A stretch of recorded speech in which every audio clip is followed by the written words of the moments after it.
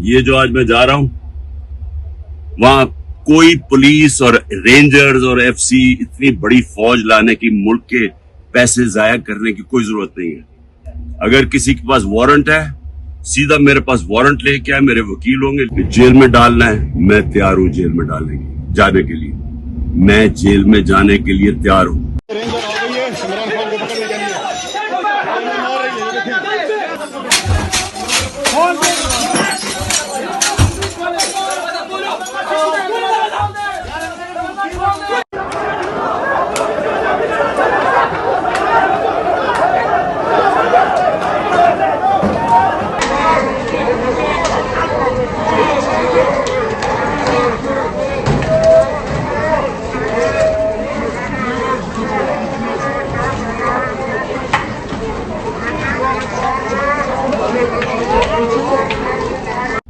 ये जो आज मैं जा रहा हूं, वहां देखें कि चलने से पहले मैं कह रहा हूं कि देखें, वारंट मुझे दें, मैं तैयार हूं अरेस्ट के लिए।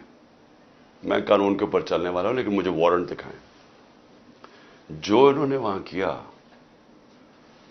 फौज ने, रेंजर्स फौज का हिस्सा है, सारी दुनिया के सामने ये जो आपने अभी देखी, सारी दुनिया में ये चली। आराम से हम बैठे हुए अंदर, शीशे तोड़ के इस तरह अटैक किया अंदर, जिस तरह कोई पाकिस्तान का सबसे बड़ा दहशतगर्द अंदर